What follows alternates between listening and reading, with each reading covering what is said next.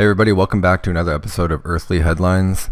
Today I want to go in a different direction, a little bit away from archaeology and artifacts and DNA and stuff like that. An article came to my attention that has to do with more of a cultural and how the cultural transfers occur after a dominating, culture comes in and takes over another culture. Well, the article showed me a little bit of the trickle-down effect after centuries of occupation, how it, what stays. In this case, it's Russia. So when Genghis Khan took over Russia, this article kind of examines a little bit on what stayed with Russia to this day and what is going away now. Because Russia is a federation now, so it's a conglomeration of a bunch of different republics, which are still under the umbrella of the Russian Federation, but they're almost like city-states almost. They kind of operate, as long as they operate within the federation, but they get to retain a lot of their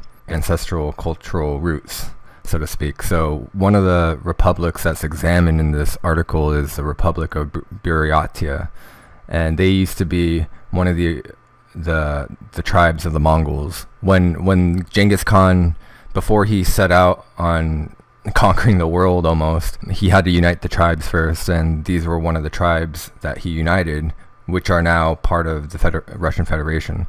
So it's a very interesting cultural situation for these people, and I wanted to really examine the author's claims about how Genghis Khan and his influence still exists in the upper levels of Russian government today. And it's a very unpopular view. A lot of Russian scholars and mainstream, what's taught in schools is very they demonize the Mongols, and for good reason. I mean, the Mongols were terrifying, but it's been 800 plus years, and the scholars from the Buryatic scholars anyway, they're making the case that they should look at it more objectively and see the pros and cons. They already went over the cons, but the pros of having a Mongol ancestry in terms of their cultural ancestry, because the Mongols had Russia for over 200 years. That's a long time. That's almost, the United States is like 228 some years old, not even 250 years old. So that's a long time to have a group like the Mongols rule you. So anyway, I want to examine this because I think it's super fascinating to see what's left over, the residue of that occupation, the Mongolian occupation. So this article is it's really well read. Not well read. It reads well, and it's straight to the point and concise, and I like that. So the beginning of the article kind of goes over the location of Buratia, which is southeastern Siberia. Let me pull up. Yeah. So this is where it is now. So this is the Russian Federation here, all of it, and the border here is with Mongolia, and Buratia is this red mark here, and most of its borders surround this lake. It's Lake Baikal or Baikal. I don't know how to pronounce it. I think it's Baikal. Yeah, so this is all this used to be this in 1207. This was the Mongol Empire, and so the Buryats are up here, as you can see. Moving on. At its peak, the Mongol Empire was the largest contiguous land empire in history. For the West, its impact was mainly positive, and this is true because of the Silk Road. The Mongols secured the passage of China in a sense, and it enabled travelers like Marco Polo to bring home Eastern wonders such as spices, gunpowder, compass, printing press. All this stuff was huge for Westerns. It was game-changing. It changed everything. It changed the cultural landscape as we know it. Russian historians don't look at it that way, and they treat it as an unmitigated catastrophe, which is a huge, that's a hell of a stance to take. Which, again, they were killed. All the people who didn't comply were killed by the Mongols, so it's easy to see why. But it gets more interesting. So the first wave of Mongol invaders smashed European like Kievan Rus. Kievan Rus, if you don't know, was like proto-Russia. That's where it came from, where present-day Ukraine is. And then the survivors fled into the northern forest, where they congregated around small statelets like Moscow. And then it took them 200 years of hard struggle to unite themselves and throw off what they still refer to as a Mongol yoke. So it took them 200 years to get them out of their land. And then to this day, Russian school children learn that Mongol occupiers, known as the Golden Horde, brought nothing but pain, devastation, and humiliating subjugation. So you can kind of see where the author's going here. He's kind of setting up that, because of all these terrible things that happened to Russia as a result of the Mongol expansion, all the younger generation are becoming indoctrinated, in a sense, against that identity, that part of them. That view is being challenged by historians and other thinkers in Buryatia and even in Moscow. They offer a more subtle interpretation that sees the Mongol occupation as the impetus that shaped the enduring Russian state, with its highly centralized form of government, dependent on an indisputable leader, its constant military-led expansionism, and its collective forms of social organization. Okay, so the author is attributing this centralized form of government in part to the Mongols. So I think what he's saying is, well, let's continue. Putin is a Khan. What he says is done. This is in the Mongol tradition, and it's not a European one at all. So he's saying, he's kind of creating this dichotomy here. So on one side, you have the West and the Western view, and how almost all of Europe tried to have some form of decentralization, not decentralization, but democratizing their government in some way, even though they moved away from monarchies, that kind of system. Whereas the Russians, they haven't completely joined that Western boat. Instead, they've kind of, because this is what he's asserting, because they were ruled by a Khan and they were so used to that ironclad leadership, it trickled down into their values, and they kind of kept that model going. And same thing goes with China. And these are two countries that were taken over by the Mongols, and that's what they have in common. It's an interesting way of looking at it. It's an interesting point. Russia and China are both products of centuries of Mongol rule, which took them in very different directions from Western development. Yeah, I just talked about that. They adopted forms of communism, but would probably get a nod of approval from Genghis Khan. Despite the communist ideology and capitalism being embraced by Russia and China, which is true, geopolitical tensions with the West have not gone away and may even be intensifying. Jesus. Buryat scholars say they can understand why that is happening. I think he's attributing to the Mongols, and their values are part of the reason why Russia and China are not joining the West, in a sense, that they're actually at geopolitical odds with the West. I don't know enough about politics to really agree with him, but that's an interesting interesting observation. Russia and China were both part of the Great Mongol Empire, and we see the persistence of Mongol influence on the Russian state, military, and political culture to this day. Okay, so the Mongols ruled them for 200 years. That was 800 years ago, though. So 600 years after the 200-year occupation, you're still seeing this trickle-down effect. That I didn't even think about that, but that is true. That is true. Not everybody in Russia are the same. They all have the same values. Remember, Russia is so huge that different regions of it, you wouldn't even know you're in Russia until you spoke to somebody, just by looking at the people. And I'll show you some pictures of the Buryat people. You wouldn't think that they're Russian unless, if you saw them naked or something, you would think that they're just Asian people or Chinese people or something. But with all that within the cultural context, like their language and clothes and stuff, then you can see that they might be Russian. But still, it's what I'm trying to say is that it's not homogenous. It's a very heterogeneous group of people that we're dealing with here, or that we're reading about. When Vladimir Putin and Chinese leaders meet today and find common geopolitical language, and China talks of using its economic might to reestablish the old Silk Road, they are reaching back to that historical experience. So this is his evidence, or this is what he's proposing as an example of what he's talking about. It was totally different from the Western one, and it created societies that are very unlike the West, right down to their political DNA. He is right that there is a huge difference from the West. I mean, that's why it's called the West, and they're not included in the West. But is the Khan directly responsible for it? I don't know.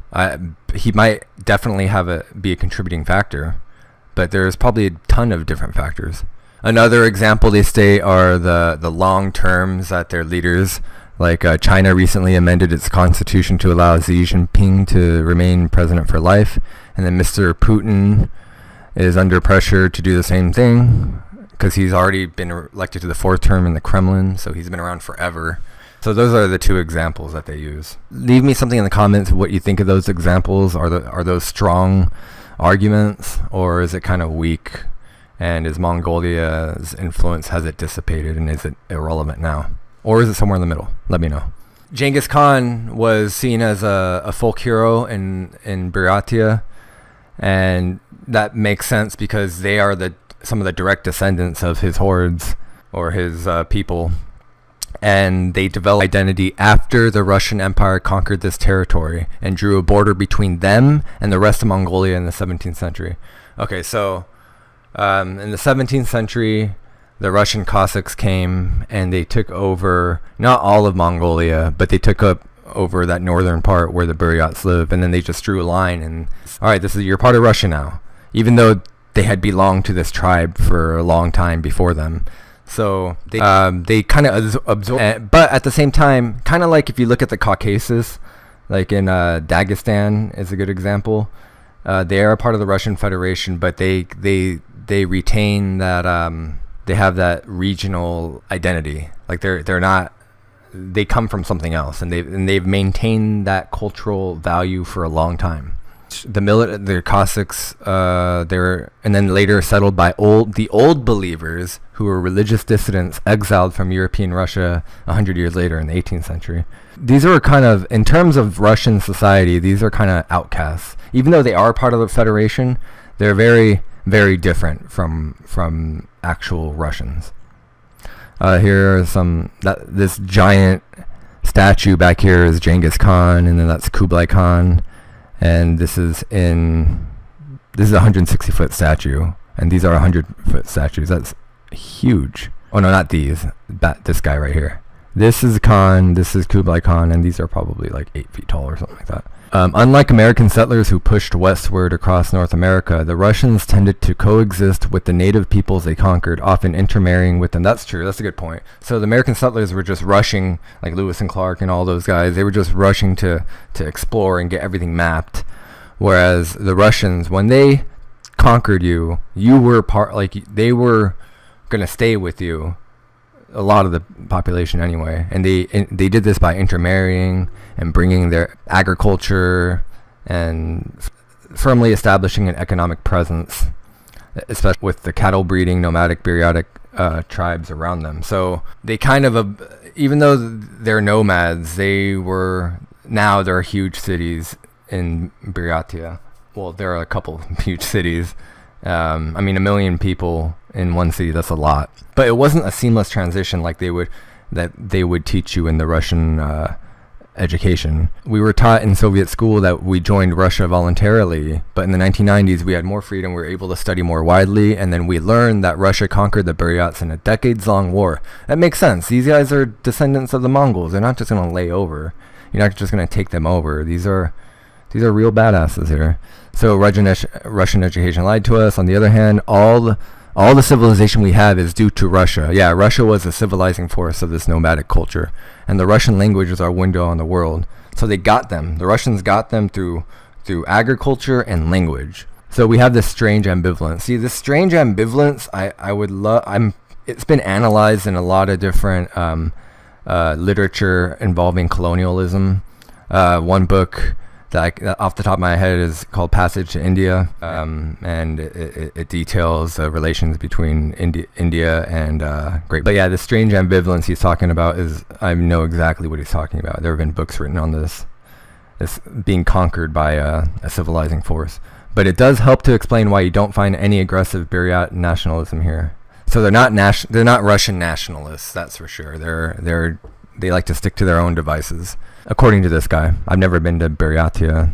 I would like to go. I've seen pictures. It seems fun. I don't know for sure. I don't have direct experience. I'm not speaking for myself here. I'm talking about, I think, Dr. Gatapov, Mr. Gatapov. Genghis Khan was always a folk hero among the Buryat people. The teachers would regale their pupils of how terrible the Mongol yoke was, how it set Russia back, and it was responsible for all kinds of historic ills. And that's like that's classic revisionist history, right? You go back, and then you kind of demonize the opposition, whereas you can kind of you can get away from the truth when that happens. But now they can explore new views.